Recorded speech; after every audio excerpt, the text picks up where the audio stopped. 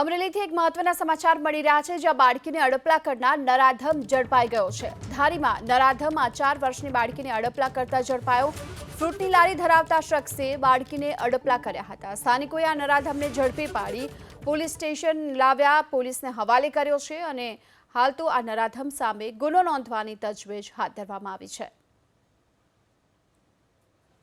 અમરેલીના ધારીની લક્ષ્મી લોજમાં કામ કરતી મહિલાની 4 વર્ષની બાળકી સાથે અડપલાની આ ઘટના બની છે। ફ્રૂટની લારી ધરાવતા શખ્સે બાળકીને અડપલા કર્યા, જો કે સ્થાનિકોએ આ નરાધમને ઝડપી પાડ્યો છે અને પોલીસને હવાલે કર્યો છે। ધારીમાં નરાધમને 4 વર્ષની બાળકી સાથે અડપલા કરતા હાલ તો સ્થાનિકોએ ઝડપી લીધો છે।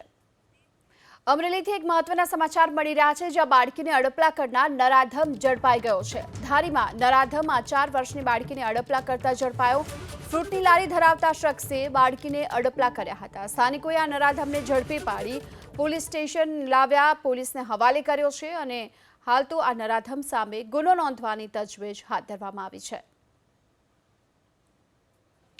અમરેલીના ધારીની લક્ષ્મી લોજમાં કામ કરતી મહિલાની 4 વર્ષની બાળકી સાથે અડપલાની આ ઘટના બની છે। ફ્રૂટની લારી ધરાવતા શખ્સે બાળકીને અડપલા કર્યા, જો કે સ્થાનિકોએ આ નરાધમને ઝડપી પાડ્યો છે અને પોલીસને હવાલે કર્યો છે।